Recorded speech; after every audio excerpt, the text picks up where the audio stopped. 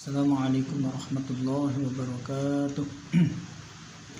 Alhamdulillahirabbil alamin. Alhamdulillahilladzi hadana lihaza wa ma kunna linahtadiya laula an hadanallah. Laqad ja'at rusul rabbina bil haqq wa nudu an tilkumul jannatu uristumuha bima kuntum ta'malun. Asyhadu an la ilaha illallah wa asyhadu anna Muhammadan abduhu wa rasuluhu sallallahu alaihi wasallam wa ala alihi wa ashabihi amma ba'd. Saudara-saudara kaum muslimin yang dirahmati oleh Allah, marilah dalam kesempatan ini kita melanjutkan pengajian tafsir Al-Quran, melanjutkan surat Al-Baqarah ayat 72 dan selanjutnya. Akan kami bacakan ayat pertama dan selanjutnya dimaknai langsung. A'udzu billahi minasyaitonir rajim. Bismillahirrahmanirrahim. وَإِذْ قَتَلْتُمْ نَفْسًا فَادَّارَأْتُمْ فِيهَا وَاللَّهُ مُخْرِجٌ مَا كُنْتُمْ تَكْتُمُونَ. وَإِذْ قَتَلْتُمْ, dan ketika itu qataltum membunuh kalian, nafsan pada diri, pada seseorang maksudnya. Faddara'tum, maka geger atau bertengkar kalian, fiha di dalamnya, nafsan atau diri yang terbunuh tadi. Allah, dan adapun Allah mukhrijun, zat yang mengeluarkan, ma kuntum pada apa-apa kuntum yang ada kalian, taktumun menyimpan kalian. Jadi kejadiannya itu diketemukan sesosok mayat, yaitu diletakkan di antara dua kampung. Sehingga antara dua kampung itu saling menyalahkan tentang mengenai siapa yang membunuh orang itu. Maka seperti pengajian kita sebelumnya, itu mereka bertanya kepada Musa. Tadinya mereka geger ribut sampai berantem, hampir terjadi tawuran. Akhirnya mereka berinisiatif bertanya kepada Musa. Maka akhirnya Musa bertanya kepada Allah, dan Allah memerintahkan mereka untuk menyembelih sapi betina itu. Allah adalah zat yang mengeluarkan apa yang kalian simpan. Jadi waktu itu ya sulit dicari siapa penyebabnya, karena waktu itu zaman itu belum ada CCTV. Zaman itu mungkin ilmu kepolisian belum ada, sehingga ya tidak terungkap siapa pembunuhnya. Akhirnya mereka pasrah kepada Allah dengan bertanya kepada Rasulnya, yaitu Nabi Musa pada waktu itu. Fakulna, maka berfirman kami Allah, idribuhu bi ba'diha, pukulkanlah engkau Musa padanya mayat tadi, nafsan tadi, diri mayat yang bangkai mayat seseorang tadi, bi ba'diha dengan sebagiannya sapi. Bagiannya sapi itu maksudnya ekornya dipukulkan. Setelah sapi ditemukan, ya dibeli kemarin, ya yang tadinya mestinya kerjaan mudah, akhirnya jadi sulit gara-gara mereka sendiri yang banyak bertanya, sehingga akhirnya syarat sapi yang dikehendaki itu ya begitu sulit. Itu dengan seharga emas sepenuh kulit sapi itu. Nah, setelah berhasil, akhirnya dipukulkanlah, setelah dipotong dan dipukulkanlah ekornya sapi tersebut ke mayit tersebut. Kadzalika yuhyi, kadzalika seperti demikian itu, yuhyi menghidupkan siapa Allah al-mauta pada orang yang mati. Begitulah cara Allah menghidupkan pada orang yang mati. Wa yurikum, dan memperlihatkan Allah pada kalian ayati, pada ayat-ayatnya, maksudnya pada kekuasaannya Allah. Dan alaikum, agar kalian ta'qilun, berfikir kalian. Jadi setelah dipukulkan ternyata ya hidup, semudah itu. Padahal sebelum diperintahkan oleh Allah, seandainya ada yang memukulkan dengan ekor sapi atau dipukulkan dengan apa-apa, bahkan dipukul dengan alat lain misalnya, ya tidak akan bisa hidup orang namanya sudah mati. Tapi karena kekuasaan Allah menunjukkan kekuasaannya, maka walaupun hanya dipukul dengan bagian sapi tadi, mayat tersebut hidup kembali. Akhirnya setelah dia hidup, ditanya oleh Musa, siapa yang membunuhmu? Dan dia menjawab, yang membunuhnya adalah keponakannya sendiri. Jadi kebetulan waktu itu yang dibunuh adalah orang kaya, dia tidak mempunyai ahli waris. ini yang ahli waris terdekat keluarganya hanyalah ini keponakannya itu, kemenakan atau keponakannya itu. Ini karena mungkin dia tidak sabar untuk mendapatkan warisan itu, akhirnya dia membunuh pamannya ini, pamannya ini. Maka gara-gara dia membunuh, hak warisnya jadi batal. Dan bahkan keponakannya dihukum kisos, ya, dihukum mati ini dengan apa? Dihukum mati karena dia telah membunuh. Nah, Allah menunjukkan kekuasaannya ini untuk apa? La'allakum ta'qilun, agar kalian berpikir. Apa berpikir yang bagaimana di kehendak Allah? Kita harus berpikir bahwa kita tidak mempunyai ilmu, tidak mempunyai pengetahuan, kita tidak mempunyai kekuasaan, sedangkan Allah mempunyai ilmu, sedangkan Allah mempunyai kekuasaan. Sehingga apa yang kita tidak tahu, Allah lebih tahu. Apa yang kita tidak kuasa, tidak berdaya terhadap suatu hal, Allah lebih maha kuasa, sehingga Allah bisa menyelesaikan semua permasalahan hidup kita. Waktu itu menjadi masalah besar, ini geger, bakal terjadi ribut, ini bakal terjadi tawuran dan sebagainya, perang dua kampung itu. Tapi ternyata dengan Allah bisa menghidupkan, menunjukkan ini kekuasaannya dengan menghidupkan kembali orang yang mati tersebut, ini maka akhirnya terjawab sudah permasalahannya, dan kegegeran yang atau konflik besar yang akan terjadi itu bisa dihindarkan. Inilah kekuasaan Allah. Nah, harusnya dengan kita orang waktu itu menyaksikan, orang-orang waktu itu menyaksikan, bisa diketahui pembunuhnya itu, ini harusnya merasa mengakui bahwa Allah memang ada, bahwa Allah memang maha kuasa, dan harusnya tergerak hati mereka untuk menjadi orang iman. Ini yang belum iman menjadi iman, yang sudah iman menjadi tambah kuat atau tambah yakin, tambah mantap keimanannya. Tapi ternyata yang harusnya seperti tadi, ya, harusnya mereka tambah iman, ya, yang sudah iman, yang belum iman jadi beriman, ya. Dia merasa suatu hal yang luar biasa, ini kok bisa mengetahui rahasia ini, ya kan? Harusnya yang belum menjadi iman, sudah iman tambah iman, ternyata tidak. Summa qasat qulubukum, summa kemudian qasat keras apa qulubukum, hati kalian, membak dizalika, dari setelah demikian itu. Jadi setelah kejadian itu bukan menjadikan mereka itu tambah iman atau yang belum menjadi iman, ya paling saat itu saja mereka salut, kagum, ya. Setelah itu tidak peduli. Jadi sama saja dengan fenomena apapun yang terjadi di muka bumi ini, ya, fenomena alam kayak atau suatu keajaiban alam dan sebagainya, suatu peristiwa yang mengherankan, misalnya pesawat jatuh tapi ada yang selamat, misalnya kan gitu. Kejadian alam yang luar biasa, sesuatu yang mustahil terjadi dan sebagainya. Ini ternyata ya cuman ya jadi perhatian sesaat saja. Berikutnya bukan menjadikan suatu kekaguman atau menjadikan suatu pujian pada Allah atau menjadikan suatu keimanan kepada Allah, ini bukan. Bahkan menurut Allah, mereka yang diceritakan ini adalah Bani Israel, ini orang Yahudi sekarang, mereka itu malah hati mereka keras, ini artinya tidak bisa dinasihati, artinya mereka tidak bisa menerima ayat-ayatnya Allah. Ini fahiya kal hijarah, saking kerasnya fahiya, maka dia hatinya itu kal hijarah, seperti batu, seperti, bukan jadi batu, bukan. Maksudnya hati mereka orang yang Bani Israel itu, walaupun sudah dibuktikan kekuasaan Allah, mereka tetap saja hati mereka itu susah dinasihati, hati mereka itu susah untuk diajak untuk mensyukuri nikmat, untuk untuk mengimani kepada Allah. Ternyata malah terjadi sebaliknya, hati mereka menjadi keras. Keras itu maksudnya sulit menerima nasihat, sulit menerima kebenaran agama. Atau asyaddu, lebih sangat apanya, qaswatan, kerasnya. Jadi sudah seperti batu saja sudah luar biasa kerasnya. Hati yang harusnya lembut, ya jadi batu aja sudah luar biasa. Bahkan kata Allah, asyaddu qaswah, lebih sangat kerasnya, lebih keras daripada batu. Sebab kenapa dibilang hati manusia bisa jadi lebih keras daripada batu? Karena kata Allah, wa inna, dan sesungguhnya minal hijarah, dari batu, lama ada kalanya yatafajjaru, mengalir, maksudnya bergerak, minhu, darinya batu, mengalirkan atau menggerakkan, ya, mengalirkan, yatafajjar itu mengalirkan atau menggerakkan, minhu, darinya batu, al-anharu, sungai.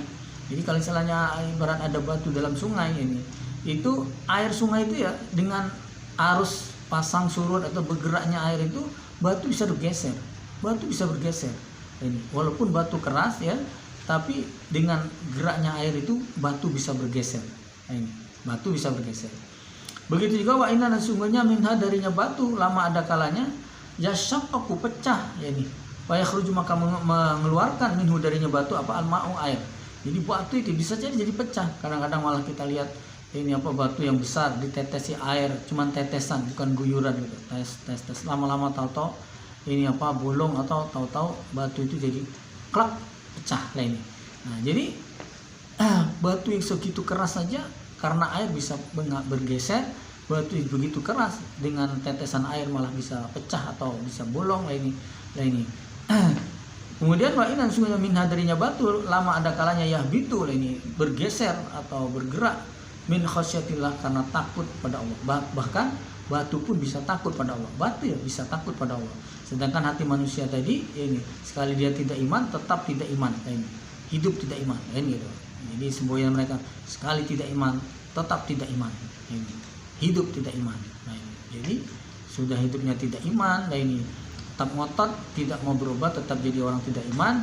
Bahkan mereka bangga dengan tidak iman itu. Sekali tidak iman tetap tidak iman, hidup tidak iman. Nah, ini sama kayak ini apa semboyan orang zaman perang dulu, zaman semboyan bangsa Indonesia waktu perang itu.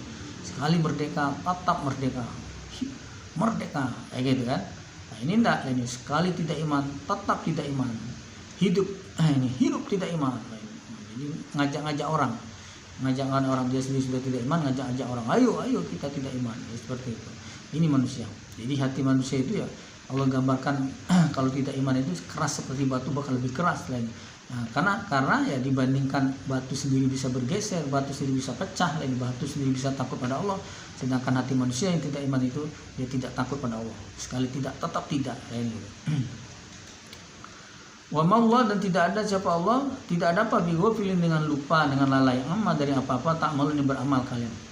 Apapun yang kalian amalkan Allah tidak akan lupa. Ini artinya siapa yang iman siapa yang tidak iman ya ya jangan harap nanti keliru atau salah ini, atau berharap ini misalnya tadi hidup tidak iman, nah ini berharap nanti kalau saat ini betul-betul ada, nah ini berharap Allah tuh keliru menganggap dia tergolong orang iman. Tidak akan terjadi. Jadi kalau memang hidupnya tidak iman, nah ini jangan harap di akhirat nanti digolongkan oleh Allah ke dalam golongan orang iman, mendapat rahmat Allah, dimasukkan surga selamat akhirat, itu jangan harap, karena Allah tidak akan lupa. Siapa yang tidak iman Allah akan ingat lagi.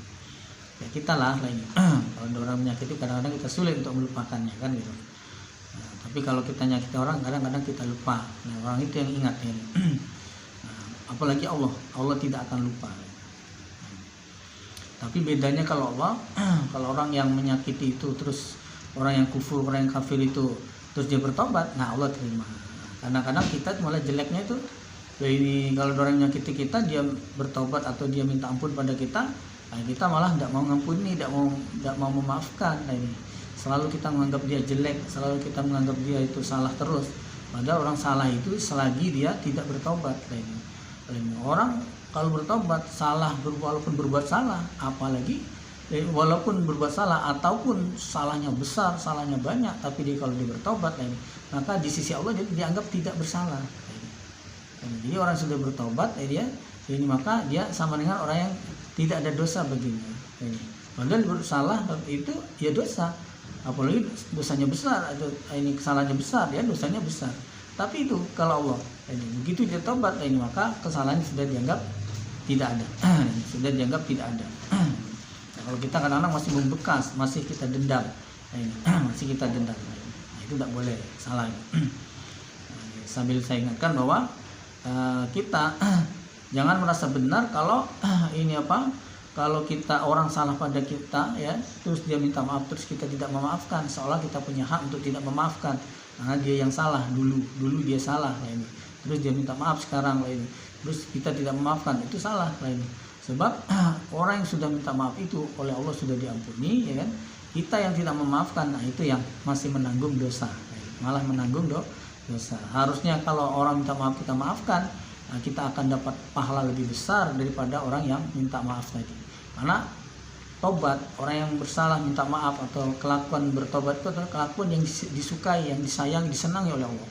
Maka orang yang bertobat itu disayangi oleh Allah, jadi dia diberi pahala. Jadi orang yang bertobat saja disayangi oleh Allah, diberi pahala, apalagi orang yang memaafkan. Nah ini maka karena bodohnya, karena tidak tahunya kita, sehingga begitu orang salah kita tidak maafkan, maka ya Akhirnya orang yang bersalah kepada kita dia sudah diampuni oleh Allah, malah dia dapat pahala, sedangkan kita yang tidak memaafkan malah kita menanggung dosanya. Rugi sekali. Maka kalau bodoh itu jadinya rugi. Maka kita jangan sampai jadi orang bodoh, bodoh agama. Afatatma'una, apakah maka mengharapkan kalian orang iman. Ayuk minu lakum, ayuk minu jika bahwasanya yuk minu beriman mereka lakum pada kalian. Beriman mereka ini ahli kitab ini Allah kalau menyebut ahli kitab itu orang Yahudi Nasrani. Disebut ahli kitab karena mereka termasuk golongan yang ini dulunya sudah mendapat pelajaran kitab lainnya atau sudah sudah mengikuti jalan Allah atau jalannya Rasul. Ini itu umat Yahudi, yaitu mereka merasa mengikuti jalannya jalannya Nabi Musa atau ajaran yang dibawa oleh Musa dan kitabnya Taurat. Umat Nasrani merasa mereka adalah golongan yang sedang mengikuti ajaran Nabi Isa dengan kitabnya Injil. Nah, di zaman Muhammad ini mereka itu sudah dianggap bukan orang iman. Jangankan di zaman Muhammad ini, di zaman Isa sendiri Yahudi atau Bani Israel yang menolak tidak mengikuti tidak mengikuti Nabi Isa, ya mereka sudah dianggap bukan orang iman. Adanya orang iman itu selagi mengimani Allah diimani, malaikat diimani, ya kitab diimani, semua kitab kitab yang dari Allah ini diimani, bukan kitab yang dijual di pasar. Kemudian semua rasul diimani.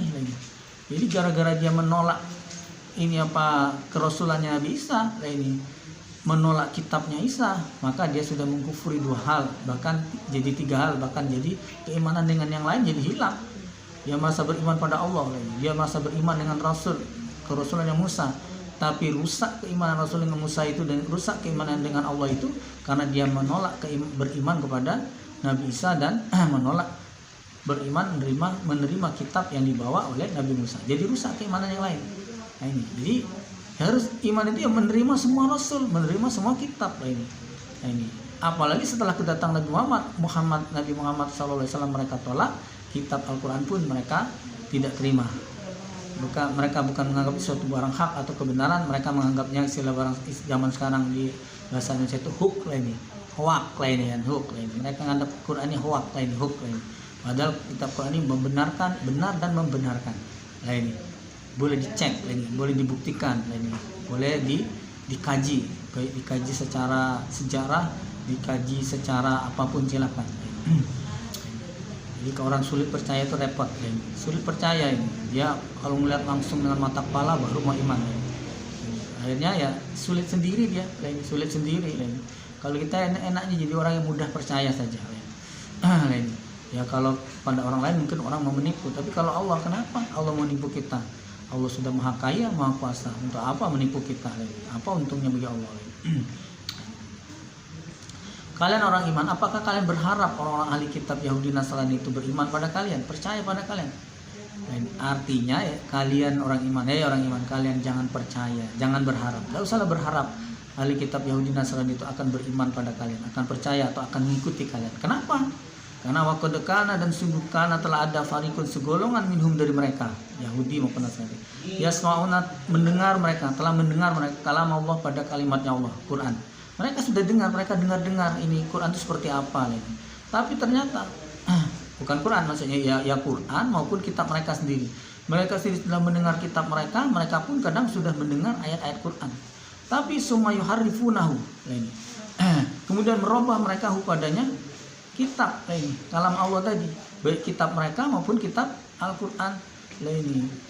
Terutama kitab mereka yang mereka robah-robah. Kitab kita mana bisa mereka merubahnya. Membadi dari setelah apa-apa aqoluhu yang berangan-angan mereka pada kitab. Wahum ya'lamun dan sedangkan mereka ya'lamun mengetahui, sadar saja. Mereka mengerjakan apa yang mereka harapkan, mereka yang angan-angankan dari kitab itu ternyata yang mereka mengangankan dari kitab itu adalah materi semata, mencari keduniaan semata. Jadi baik Yahudi maupun Nasrani yang Allah sebut di sini bukan seluruh Yahudi Nasraninya, dedengkot atau pembesar-pembesar atau ulama-ulamanya. Orang yang jadi panutan di Yahudi itu, orang yang jadi panutan di Nasrani itu yang sebetulnya mereka wahum ya'lamun, mereka tahu, sadar. Artinya sadar apa? Ma'aqulu tadi. Mereka berangan-angan dalam kitab ini untuk melegitimasi atau kekuasaan mereka, kewenangan mereka untuk melegitimasi ini supaya mereka itu ya hidup makmur dari memimpin agama ini. Jadi mereka mencari kesempatan yang sempit atau mencari keuntungan dari mengurusi agama ini. Jadi seolah-olah mereka menjaga agama, menjaga kitab, menjadi orang yang ini bentengnya atau juru kuncinya untuk menjaga ini ajaran agama ini, tapi sebetulnya mereka hanyalah untuk melegitimasikan kewenangan kekuasaan atau mereka untuk meneruskan hak-hak mereka sebagai ini pimpinan agama tadi ya, dengan mendapatkan ya macam-macam. Kalau mereka ya bayaran-bayaran ataupun ini setoran-setoran ataupun mereka mendapat dukungan-dukungan, fasilitas-fasilitas, karena mereka mendapat fasilitas dukungan itu dari negara-negara. Hampir semua negara yang beragamanya sama ini semua mendukung ini pimpinan mereka itu, yang mereka dukung ini, karena mereka merasa beramal, merasa itu adalah membela agama, merasa sedekah, dan padahal mereka yang mendapat keuntungannya. Mereka mendapat keuntungannya. Bagaimana caranya? Mereka rubah bila perlu dirubah, karena mereka berpikir apabila umat mereka, jemaat mereka itu tahu bahwa kerasulan Muhammad itu adalah sudah ada diceritakan dalam kitab mereka, ini pasti jemaat mereka itu nanti akan berubah mengikuti Muhammad atau ajaran Muhammad. Maka ayat-ayat seperti itu yang mereka hilangkan, mereka rubah-rubah, sehingga bahkan ini seperti ini di Nasrani sendiri ada ini perjanjian lama, perjanjian baru. Dan perjanjian lama itu seolah kitab yang berdasarkan wahyu-wahyu Tuhan. Perjanjian baru dia ibaratnya dia ya revisi, kayak undang-undangnya direvisi, di amandemen, dirubah-rubah ini kan gitu. Ini seenaknya saja. Ini mereka seolah sebagai pimpinan berhak merubah-rubah itu. Nah ini kekeliruan besar. Ini kekeliruan besar. Jadi mereka sudah dengar kitab mereka sendiri, tapi mereka rubah-rubah. Mereka begitu juga dengar kitab Al-Quran, seharusnya mereka jadi yakin, klop, cocok apa yang mereka ceritakan dalam kitab mereka dengan kitab Al-Quran, semestinya cocok. Apa yang diperintahkan Allah, menyembah Allah, jangan berbuat syirik, berbuat baik kepada sesama dan sebagainya. Dan ini hukuman, berbagai macam hukuman ya sama dalam Islam, hukum had dan sebagainya, dan dalam hukuman di kitab mereka juga sama. Harusnya kan cocok, itu jadi iman. Ternyata tidak ini.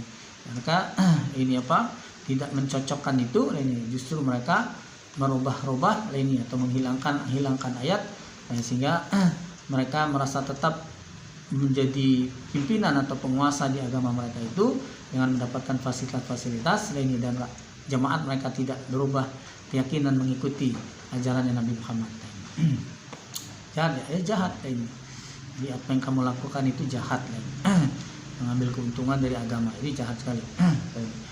Dengan cara menyesatkan orang lain, merubah dasar agama ya, kitab-kitab dirubah, kayak undang-undang aja dirubah. Kalau undang-undang dirubah boleh, terutama dirubah untuk menjadi lebih baik, tapi agama ya nggak bisa. Apa yang dari Allah udah jadi hak paten, ya gitu. Seharusnya mereka kalau memang iman dengan kitab mereka, mesti ya iman juga dengan kitab selanjutnya, yaitu kitab Al-Quran ini. Begitu juga harus iman dengan kerasulan Muhammad. Waidan ketika laku bertemu mereka allazina amanu pada orang iman, qalu berkata mereka amanna, kami beriman. Kadang mereka ya menyatakan kami orang iman. Ini ketemu orang iman, mereka mengaku diri mereka iman. Ini jadi zaman Muhammad, apalagi di zaman generasi Abu Bakar ini khalifah ini Umar ini Islam sudah mulai menyebar dan Islam sudah mulai kuat ini. Nah ini sudah mulai kuat ini. Mereka yang berada di Madinah, jadi di Madinah itu banyak orang Yahudi ini. Dan kenapa ada di situ ya, karena mereka menunggu kehadiran Rasul yang akan diutus oleh Allah. Mereka sudah tahu ini. Ternyata crossland yang seperti diceritakan dalam pengajian kita sebelumnya itu, sehingga mereka kecewa, tidak mau ikut. Karena mereka merasa lebih baik, keturunan mereka merasa lebih baik. Nah mereka sehingga untuk amannya ya mereka masuk Islam. Masuk Islam, mereka menyatakan diri mereka beriman. Padahal mereka ini apa aslinya tidak kufur aslinya. Maka ini nih salah satu golongan orang munafik di zaman Muhammad atau di zaman ini khalifah setelahnya, yaitu golongan Yahudi atau Bani Israel yang masuk Islam. ini ada yang betul-betul masuk Islam dengan tulus ya, dengan keimanan, tapi mereka ini ya yang masuk Islam dengan ini apa dengan cari selamat saja, cari aman saja ini mereka ini ya inilah orang-orang salah satu golongan orang munafik di zaman itu. Wajah gitu ya kalau lewat mereka setelah kan ketemu orang iman sebentar ya. Begitu sudah lewat lah ini ba'duhum ila ba' sebagian mereka pada sebagian sama-sama Bani Israel sama-sama Yahudinya sama-sama orang munafiknya terus ketemu. Jadi mereka ketemu orang iman mengaku diri mereka iman. Ketika mereka sesama mereka ketemu sebagian sama sebagian, qalu berkata mereka, atuhaddisunahum, apakah menceritakan kalian hum pada mereka orang iman? Apakah menceritakan kaliannya saudara mereka sesama munafiknya tadi?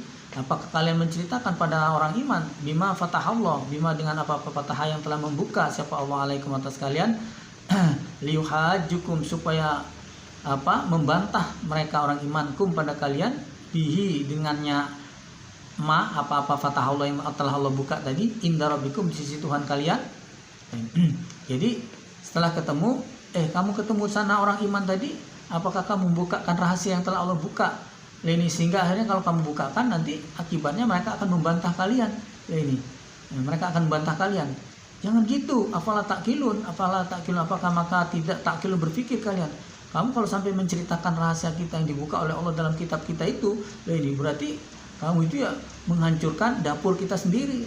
Apa kamu tidak mikir? Nah, ini. Jadi mereka itu sebenarnya beragamanya sandiwara. Ini jaga hubungan baik saja dengan orang iman. Ini pura-pura iman sesama mereka punya rahasia besar, ya, jangan sampai diceritakan, jangan sampai dibuka. Nah, ini. Jadi beragama ya salah motivasi. Ini beragama ini ibaratnya itu alat besar ya untuk mencari ridho Allah, mencari surga Allah, selamat dari neraka Allah. Ini dengan hasil yang lebih besar berarti ya surga Allah, selamat dari neraka dan ridho Allah itu adalah suatu ini suatu yang sangat besar lah ini. Dengan alat besar beragama ini, alat besarnya agama ini dengan hasil itu lebih besar alat hasilnya. Nah, sedangkan mereka alat besar agama ini mereka gunakan untuk mencari dunia. Jadi kebesaran alat, kalau guru kita bilang itu kebesaran alat. Mereka menggunakan agama itu ya suatu alat yang besar, alat berat istilahnya untuk mengatasi atau untuk mencari hal yang kecil atau ke dunia ini. Dunia ini hal yang kecil. Kalau mereka menggunakan traktor, mobil traktor yang besar itu untuk mengangkat bangkai tikus misalnya gitu. Itu ini kebesaran alat. Itu kata guru kita seperti itu. Jadi mereka punya rahasia. Apa kalian tidak mikir? Hati-hati, jangan sampai kalian bukakan rahasia kita sesama orang munafik ini, karena di kitab kita sudah dibuka oleh Allah.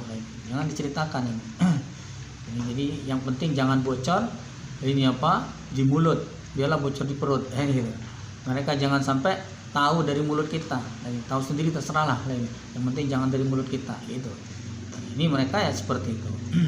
Jahat ya jahat lah ini. Beragama cuma pura-pura. Maka orang munafik itu ya balasan sesuai nanti sepadan ya.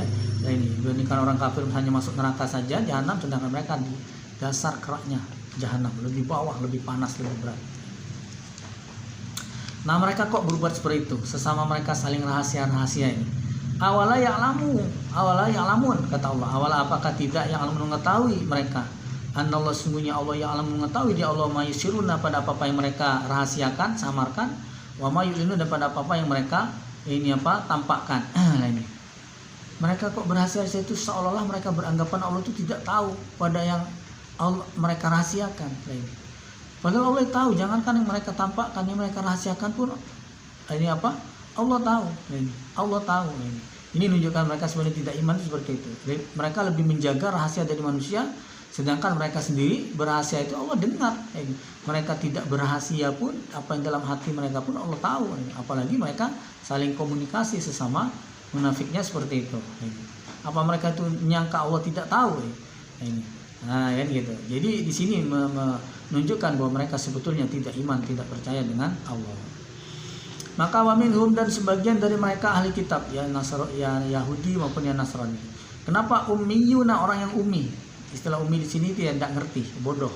Bodohnya ini bukan misalnya tidak sekolahan atau tidak sarjana, atau bukan orang terlantar, ini orang hidup dalam garis kemiskinan, melarat, bukan. Bodoh di sini maksudnya tidak ngerti agama, tidak ngerti kitab. Nah, Yahudi Nasrani wa minhum, sebagian mereka tidak ngerti kitab. Bodoh di sini tidak ngerti kitab. La ya'lamuna, tidak mengetahui mereka alkitab pada kitab. Jadi ummi di sini bukan umminya itu hidupnya ini miskin papa susah, bukan ya ini. Tapi mereka la ya'lamuna alkitab. Ummi di sini maksudnya tidak tahu, tidak ngerti, tidak paham kitab. Nasrani ya tidak ngerti Injilnya, ya ini. Yahudi ya tidak ngerti Tauratnya. Kalau teriak ini apa, mereka seolah ini berpegang teguh dengan kitab. Jadi kalau teriak seolah mereka adalah orang yang menjaga ini apa, kebenaran agama mereka. Padahal mereka dengan kitab sendiri tidak ngerti isinya itu gimana. Jadi mereka ahli kitab tidak mengerti dengan kitab ini. Illa, kecuali amania, kecuali mereka hanya angan-angan. Ini angan-angan itu harapan, mungkin, barangkali, kira-kira saja. Lain, dan tidak ada mereka illa yazunun, kecuali menyangka-nyangka. Jadi beragama cuma kira-kira, nyangka-nyangka saja. Nanti di ayat berikut nanti akan banyak beberapa hal yang mereka kira-kira dalam agama ini banyak. Nah di umat Islam ternyata juga sama. Sebagian umat Islam juga ummi, la ya'lamunal kitab, mereka tidak ngerti kitab. Bagaimana mereka akan ngerti kalau tidak belajar? Mana ada kitab ini adalah otomatis kita seiring berjalannya waktu atau seiring bertambah umur, terus maka orang akan seiring itu juga ini akan bertambah ilmu dan kepahaman agamanya. Tidak seiring, tidak sejalan, tidak otomatis. Kalau tidak belajar, tambah tua ya tambah tua saja, tambah bongkok saja. Kalau yang bongkok, jadi tambah tua ya tambah keriput saja, bukan tambah ilmu, bukan tambah kepahaman. Jadi muslim tanpa belajar ini agamanya, tidak belajar kitabnya, ini ya tidak akan ngerti walaupun sudah tua, bahkan walaupun sampai mati, ini tidak akan ngerti kitabnya. Jadi Yahudi ya sama, Nasrani ya sama, Muslim juga sama. Jadi kesadaran untuk mempelajari kitab ini, mendalami kitab itu ya sangat rendah sekali, sangat rendah sekali. Bahkan jangankan mengerti paham maksudnya, ini mereka itu baca saja kebanyakan tidak ngerti, tidak bisa. Coba dites Yahudi Nasrani baca kitabnya, banyak yang tidak bisa. Nah nih Muslim ya sama saja. Lah kalau baca aja tidak tahu, apalagi maknanya. Padahal jangankan baca, ngerti bacaan, bisa membaca dengan bagus, paham ya, paham maknanya, tidak diamalkan saja tidak ada artinya. Apalagi bacanya aja tidak bisa, ini maksudnya aja tidak ngerti, tidak paham, ini walaupun diamalkan ini sembarangan, itu namanya ya tidak berilmu, tidak didasari ilmu. Maka kita kalau tidak mau digolongkan orang yang ummi tadi, Yahudi Nasrani ummi, Muslim yang ummi juga, ya belajar. Tidak ada larangannya belajar. Alhamdulillah di negara kita ya boleh saja kita ngaji. Nah tidak dilarang ngaji, malah malas ngaji. Kalau nunggu dilarang barangkali, kalau dilarang baru semangat ngaji. Jadi beragama cuma kira-kira. Illa amannya wa inhum illa yazunnun. Mereka tidak ngerti kitab, ngertinya kitab cuman angan-angan. Dia beranggapan yang penting saya ini melok golongan itu loh. Kalau melok golongan itu ya pasti surga. Yang penting saya ini Islam, atau yang penting saya ini Kristen. Yang Kristen begitu, yang Yahudi juga yang penting saya ini Yahudi, katanya kalau Yahudi masuk surga. Begitu pun Nasrani, yang penting saya ini Nasrani, katanya kalau Nasrani ini ya surga itu punya bapak ya, berarti ya saya nanti bakal masuk surga. Yang penting masuk, padahal tidak ngerti kewajiban apa yang harus dilaksanakan sebagai Nasrani, sebagai Yahudi. Begitu juga Islam, katanya yang penting Islam, kalau sudah masuk Islam pasti masuk surga katanya, walaupun belakangan gimana ini. Nah ini padahal tidak ngerti kewajiban, tidak ngerti apa-apa. Nah ini kalau saya bikin buat ilustrasi lah ini kita dapat hasil itu kalau kita bekerja atau beramal yang benar. Kalau kita tidak bekerja, tidak beramal yang benar, walaupun ibaratnya sulit mendapat pekerjaan itu, ibarat masuk Islam itu diibaratkan masuk ini suatu pekerjaan, mendapat pekerjaan di pegawai negeri atau jadi BUMN yang gajinya besar, bank mungkin ya yang gajinya besar itu. Harus masuk dulu. Kalau tidak masuk, walaupun lewat kantornya terus, lewat komplek ini. Kalau Palembangnya ada PT Pusri ini. Masuk ke komplek Pusri tiap hari. Sama seperti saya dulu sering seminggu 3 kali karena main bulu tangkis. Tapi saya bukan pegawai pusri, walaupun sering masuk komplek putih pusri. Jadi bukan karena masuk kompleknya itu terus jadi kita dapat gaji dari pusri, tidak ada. Harus terdaftar dulu di situ, masuk dulu di situ. Nah terus kalau sudah masuk, saya dulu pernah dengar waktu kami masih SMA ya, di Pelaju sana itu, ini ada orang bilang itu bapak itu dulu pusri kan. Kok dulu pusri gimana? Dia masih muda pala pensiun. Enggak, dia diberhentikan. Loh, kenapa diberhentikan? Malas kerja kan. Nah ini. Jadi walaupun sudah diterima di pusri katanya gaji besar katanya ini. Itu kalau malas kerja tidak terima, tidak diteruskan, ya merugikan perusahaan saja, digaji besar lah ini tapi malas kerja, malas datang. Terus kenapa dia bisa diterima sana? Karena ditarik dia tuh, istilah Palembang tuh ditarik. Kenapa ditarik? Itu pintar main bola. Oh gitu. Jadi ada orang pintar main bola ditarik pusri. Mungkin ada yang pintar apa main voli mungkin ya ditarik pusri. Zaman dulu ada istilah itu tarik-tarik gitu. Ini. Berarti kesimpulannya apa? Kalau kita tidak masuk ke golongannya atau ke komunitasnya itu, dia belum dikatakan masuk. Terus kalau sudah masuk, ya kita harus menetapi aturan yang ada di situ, Quran hadis yang ada di aturan Quran hadis kita harus kita laksanakan. Ini. Nah, kalau tidak dilaksanakan sama seperti tadi, karena pecat lah ini kan, karena pecat kalau pekerjaan. Kalau agama mungkin tidak dipecat, tapi sebetulnya Allah sudah menganggap kita keluar. Kita harus digarisbawahi. Kita manusia ini disebut orang iman selagi kita masih beriman. Kalau sendiri kita sendiri sudah tidak percaya gitu ya. Walaupun orang anggap kita orang iman lah ini, ya tidak bisa, kita bukan orang iman. Begitu juga kita manusia ini dikatakan Islam selagi kita itu ya melaksanakan syariat Islam. Kalau kita sendiri tidak, sholat tidak, puasa tidak, haji tidak, zakat tidak, ya, semua amalan syariat Islam tidak kita kerjakan ini. Ya tidak bisa. Mana bisa kita katakan Islam, syariat Islam kita tidak kerjakan ini gitu. Nah, maka harus masuk dan harus melaksanakan. Harus masuk Islam itu ya dengan berilmu dan harus kita amalkan apa ilmu yang dalam Quran hadis itu harus kita amalkan.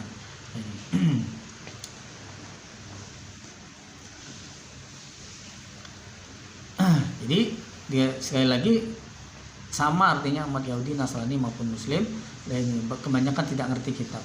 Ini maka ke depan ya kesempatan kita untuk yang belum ngerti ya untuk belajar ya, yang sudah belajar ya ditingkatkan, diteruskan lah ini supaya paham dengan kitabnya. Sudah paham saja tidak cukup lah ini, harus diamalkan. Nah, kita sama-sama. Apa saya sudah pola amalannya? Saya juga mungkin belum. Saya juga masih belum. Ya kita sama-sama, kita beragama ini sama-sama, bukan bersaing. Kalau mau jadi presiden kita bersaing ya, cuman karena presiden satu orang. Jadi kalau mau masuk surga ya kita bukan dengan bersaing ini kita bisa sholat orang lain kita biarkan tidak ajak sholat ini kita sholat orang lain kita kipas sih biar nyenyak tidurnya, tidak begitu. Justru kita masuk surga dengan kita sendiri beribadah yang benar dan mengajak orang lain berbaikan. Ini bukan rahasia diam-diam kita benar sendiri tidak mengajak orang, tidak mengingatkan orang, justru malah tidak bisa masuk surga orang seperti itu. La yadkhul jannah, tidak bisa masuk surga. Siapa? Ad-dayus, orang dayus. Dayus itu ya dia mau benar sendiri, tidak mau ngajak orang. Dia benar sendiri, tidak mengingatkan orang. Ini dia beribadah, dia beribadah sendiri, tidak ngajak-ngajak, tidak mengingatkan orang. Orang dayus itu. Apalagi orang iman, dia baik keimanannya, kefahamannya itu, dia ajak ke orang lain untuk bisa bagaimana supaya bisa beriman juga, bisa jadi faham juga. Nah itu supaya tidak dayus. Percuma kita dayus. Ibadah benar segala macam tapi kita tidak ngajak-ngajak orang lain ya nanti kita masuk neraka juga, tidak bisa masuk surga. Bukan masuk neraka saja, kalau sudah masuk neraka lama-lama surga masih mending. Ini orang dayus itu tidak bisa masuk surga selamanya di neraka. Naudzubillah min dzalik. Jadi harap maklum kalau orang yang istilahnya ada yang tahu kitab walaupun sedikit ya, sama seperti mungkin kami tahu juga kitab tapi sedikit ya kita sampaikan daripada nanti di hadapan Allah kami dicap dayus oleh Allah.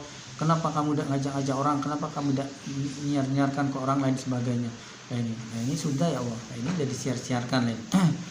Cuman orang lain aja yang tidak mau nontonnya kan gitu. Ya salah sendiri. Orang lain aja yang tidak mau mengikuti ya salah sendiri. Yang penting sudah disampaikan. Fawailul maka neraka wail maka celaka. Wail itu salah satu nama neraka. Maknanya celaka. Maka celaka. Nama neraka wail itu celaka. Ya, kalau masuk neraka ya celaka. Masuk neraka wel. Maka neraka wel kata Allah atau celaka. Siapa lillazina bagi orang-orang yang tubuna yang menulis mereka Alkitab pada kitab biaidihim dengan tangan mereka. belum selesai. Bukan berarti kalau nulis kitab dengan tangan tidak boleh. Jadi pakai apa? Pakai kaki. Bukan. Belum selesai. Jangan dulu simpulkan. Celaka, bakal masuk neraka. Orang yang menulis kitab ini maksudnya bukan kitab buku pelajaran sekolah itu. Jadi sekolah itu tidak boleh nulis. Bukan. Makanya jangan dulu bantah ya. Ingatkan dulu. Bukan pelajaran sekolah, bukan kitab sekolah ini. Kitab yang dimaksud kitab-kitabnya Allah. Nah ini firman-firmannya Allah ini. Nah ini kitab Taurat ini, kitab Injil ataupun kitab Al-Qur'an. Nah, orang yang menulis kitab itu dengan tangan mereka, sumayaquluna, mereka berkata, haza min indillah, ini dari sisinya Allah.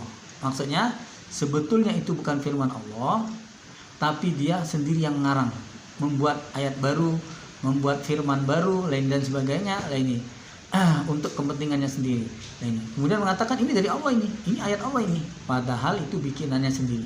Nah, ini orang ini yang celaka, orang ini akan masuk neraka lain. Dia menulis kitab dengan tangannya sendiri, mengaku ini dari Allah. Untuk apa? Apa motifnya? Liyashtaru, untuk menukarkan mereka dengannya kitab yang ditulis dengan tangan sendiri tadi, samanan dengan harga qalilan sedikit. Kemarin sudah dibahas, disebut harga sedikit itu dunia ini.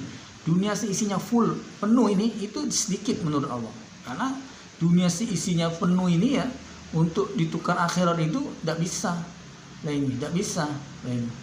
Kalau diistilahkan ini setelapak kakinya saja itu lebih baik daripada dunia seisinya. Jadi kalau dunia seisi itu dijual untuk membeli setelapak kaki saja. Untuk apa kalau setelapak kaki? Jadilah dapat kaplingan setelapak kaki di surga. Lain. Itu aja tidak cukup. Itu sudah dijual dunia seisinya ini. Tidak cukup. Jadi mau nambah pakai apa lagi kita? Tambah angin ini, biar gembung nih. Tidak bisa ini. Mau tambah angin. Ini dunia seisinya ya Allah. Ini saya beli untuk setelapak kaki di surga. Masih kurang kata Allah. Nah ini saya tambah angin. Mana bisa kok ditambah angin? Tambah yang lain tidak bisa. Sudah ada di bumi semua ini. Jadi mereka untuk mencari dunia. Jadi beragama cuma untuk mencari keuntungan dunia atau untuk mencari jabatan dunia, fasilitas di dunia. Fawailun, maka neraka wail, maka celaka lahum bagi mereka orang yang seperti tadi. Mimma, dari apa-apa atau karena apa-apa, kata yang menulis aidihim, tangan mereka. Wawailun, dan neraka wail, celaka lahum bagi mereka mimma, dari apa-apa atau karena apa-apa, yaksibun, yang mengerjakan jadi mereka. Jadi apa yang mereka tulis atau pekerjaan mereka mengerjakan, membuat merubah-rubah ayat atau membuat ayat-ayat baru yang sebetulnya, atau hadis-hadis baru ya, peraturan-peraturan baru soal peraturan agama, padahal itu bikinannya sendiri. Itu celaka, diancam oleh Allah dengan neraka wail. Waqalu, dan berkata mereka Bani Israel Yahudi, lan tamassanan naru illa ayyama ma'dudah. Lan tidak akan itu bukan hanya tidak akan, mustahil, tidak mungkin. Tamassana, menimpa atau menyentuh pada kami apa, naru, neraka. Kami tidak mungkin masuk neraka, kata Yahudi. Nah, soal ini juga sama. Kita Bapak punya surga. Kalau Bapak punya surga, kita mesti masuk surga. Dan untuk siapa Bapak punya surga? Bapak kita. Ya, anggap seperti itu. Pasti masuk surga. Jadi mereka berkata, kami tidak akan masuk neraka illa kecuali ayaman, beberapa hari ma'dudat yang dihitung-hitung. Kalau Yahudi hari yang dihitung-hitung ini ya hari selama Musa mendapatkan kitab itu 40 hari. Paling kami tidak akan masuk neraka. Apa yang kami ini kekasihnya Allah, kami ini adalah ini orang pilihannya Allah. Pasti masuk surga lah. Seandainya masuk neraka paling-paling ya 40 hari gitu. Tak lama. Capek soalnya lama-lama masuk neraka itu. Dijawab oleh Allah. Kul, katakanlah Muhammad. Jawab Muhammad, orang yang menganggap diri mereka tidak akan masuk neraka tadi, Yahudi maupun Nasrani. Ittakhaztum, attakhaztum, adakah mengambil kalian indallah, di sisi Allah, dan pada janji? Kamu merasa tidak bakal masuk neraka itu apa? Sudah ada perjanjian dengan Allah, ada MOU-nya ini. Sudah ada MOU-nya apa? Ini. Terus ada daftarnya nama-nama siapa-siapa yang bisa yaitu tidak akan masuk neraka ya. Ini. Apa sudah ada seperti itu? Nah, kalau memang ada janjinya, fala yukhlifallahu ahdah. Fala, maka tidak akan yukhlifa, menyelisih, mengingkari siapa Allah ahdah pada janjinya. Kalau memang ada, pasti Allah tidak akan mengingkari janji. Kalau memang ada perjanjian itu. Ataukah taquluna, berkata kalian Allah atas Allah, mengatasnamakan Allah, ma la ta'lamun, apa yang kalian tidak tahu. Jangan-jangan kalian tidak ngerti, tidak ada itu. Mana ada perjanjiannya? Kamu cuma meneruskan keyakinan sebelumnya diteruskan, padahal itu tidak ada di ayatnya. Tidak ada di ayat kitab itu menjelaskan seperti itu. Nah ini, yang penting masuk dulu ini kan. Terserah nanti walaupun ibadah, walaupun amalannya salah, tidak masalah. Oh, tidak bisa. Tidak bisa lah ini. Itu berarti kalian itu berkata pada apa-apa yang kalian tidak tahu, mengatasnamakan agama, mengatasnamakan Allah. Ini kesalahan besar. Bala iya ini. Mangka sahabat barang siapa yang mengerjakan sayatan pada kejelekan, wa hatot dan meliputi bihi dengannya orang itu apa khati'atu kejelekannya, faulaika ashabun nar, maka demikian itu adalah penghuni neraka. Maksudnya Yahudi Nasrani tadi.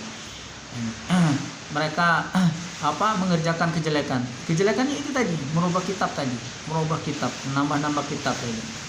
Atau mengurangi kitab tadi, menyimpan kitab yang disampaikan itu. Itu ibarat mereka mengerjakan kejelekannya, dan mereka semakin diliputi oleh kejelekan itu ya semakin banyak terakumulasi ya kejelekannya itu, maka mereka itulah penghuni neraka. Mereka dalam neraka khalidun, kekal mereka. Jadi sama-sama kufurnya non muslim dan Yahudi Nasrani termasuk orang yang kekal. Jadi ada beberapa golongan yang kekal di neraka, ya termasuklah Yahudi Nasrani, mereka kekal. Dan orang yang murtad juga termasuk kekal nanti di neraka. Orang musyrik ya nanti akan kekal di neraka. Dan orang munafik juga nanti akan kekal di neraka. Kita bisa pilih yang kekal tadi. Kita pilih golongan wallazina amanu, dan adapun orang yang beriman, wa amil soleh, dan beramal soleh. Amal soleh, amal yang benar, amal yang baik sesuai dengan ketentuan. Ini ulaika ashabul jannah, mereka demikian itu adalah penghuni surga. Berapa lama di surga? Mereka adalah surga khalidun, kekal mereka. Ini jadi mereka masuk surga kekal, ahli neraka kekal, ahli surga pun kekal. Ini. Nah, maka kita jangan sampai hidup sekali ini yang hanya singkat, hanya sementara, paling 50, 60, 70, 80 atau ya ratusan tahun. Itu pun kalau sudah ratusan tahun, orang yang umurnya sudah ratusan tahun itu kalau ditanya mau enggak panjang umur nambah lagi, tidak mau dia. Karena sudah tua, sudah hidup sudah susah, makan susah, minum susah, buang air susah, ini gerak susah, melihat susah, ini melihat sudah tidak terlihat, dengar sudah tidak dengar, bicara sudah sulit, buka mulut sudah sulit, apa-apa sulit. Apalagi mau diteruskan hidup ini. Jadi hidup kita tidak akan lama. Seandainya lama kita pasti tidak akan sanggup merasa berat. Apalagi kalau tidak ada yang ngurusi. Sudah tua, anak tidak ngurusi, cucu tidak ngurusi. Apalagi anak dan cucunya itu ngambil hartanya dan dia diusir gitu ya. Wah, jadi terlunta-lunta di luar sana. Maka hidup hanya singkat ini. Jangan sampai hidup sekali ini agama kita salah, agama kita itu keliru, agama kita itu ya asal-asalan. Ini ibadah kita sekedarnya saja. Padahal rumah kita benar-beneran. Rumahnya bener-beneran, artinya tidak mau bikin rumah asal-asalan. Rumahnya harus besar, harus bagus. Kendaraannya bener-beneran, sungguh-sungguh. Tidak hanya sekedar punya mobil, hanya sekedar punya sepeda motor. Harus mobil yang bagus, harus motor yang bagus, dan harus kendaraan yang bagus, yang mewah, yang mahal. Tidak mau yang ecek-ecek ini gitu. Begitu juga ini pakaian harus bagus, semua harus bagus. Makan harus bagus, harus enak, harus berkelas, semua harus berkelas. Di dalam beragama ini asal-asalan. Nah ini ilmu agama tidak ngerti, ilmu agama tidak paham, mengaji tidak mau ya. Jadi mendatangi guru tidak mau, didatangi guru juga tidak mau. Dan urusan keluar harta dalam urusan agama yang ini pelit ya kan. Urusan keluar harta dalam urusan agama pelit, tapi urusan yang hanya sekedar untuk bangga-banggaan atau sok-sokan di luar sana itu dengan memamerkan harta dan sebagainya, itu tidak hitung-hitungan, jor-joran. Begitulah kurang lebih sifat manusia kalau tidak diberi keimanan. Nauzubillah min dzalik. Maka sampai itu diberi nikmat yang banyak oleh Allah, jadi penyesalan di akhirat nanti bukan untuk membela agama Allah yang identik. Kalau kita membela agama sebetulnya membela diri sendiri. Man jahada fa innama yujahidu li nafsi. Siapa yang membela agama Allah berarti sebetulnya membela dirinya sendiri, menyelamatkan dirinya sendiri, mengampuni salahnya, dosanya sendiri, menjadikan pahala besar untuk dirinya sendiri, meninggikan derajatnya di surga, menjadikan dirinya bahagia sendiri, bukan untuk orang lain. Mana ada kita beribadah yang dapat pahala orang lain? Tidak ada itu. Kalau dunia ini kita bekerja, yang enak orang lain. Kita yang bekerja, yang enak yang lain. Kita yang punya rumah, yang enak yang di rumah itu ya. Ini kita sibuk pergi ke sana, pindah sana, kerja sini, jarang pulang. Yang di rumah yang enak. Tapi kalau beribadah tidak. Kalau kita yang beribadah, kita yang beramal, kita yang akan dapat hasilnya. Man amila sholihan fali nafsi. Siapa yang beramal baik, amal benar, dirinya sendiri akan dapat manfaatnya. Sebaliknya man asa apa alaiha, siapa yang berbuat jelek, dia sendiri juga yang akan mendapatkan balasan jeleknya. Tidak bisa dia menyalahkan orang lain, mengkambing hitamkan orang lain, menuduh orang lain, lempar batu sembunyi kaki, sembunyi tangan, dan tidak akan bisa. Nah ini maka ini dalam kesempatan ini kami hanya menghimbau, mengajak yang menerima ya alhamdulillah, kami syukuri, yang tidak menerima tidak apa-apa. Mungkin ini suatu saat Allah akan memberi kesadaran pada kita semua, memberi hidayah pada kita semua. Semoga amin. Kiranya demikian saja yang dapat kami sampaikan dalam kesempatan ini. Atas perhatiannya kami syukur alhamdulillah, jazakumullah khairan.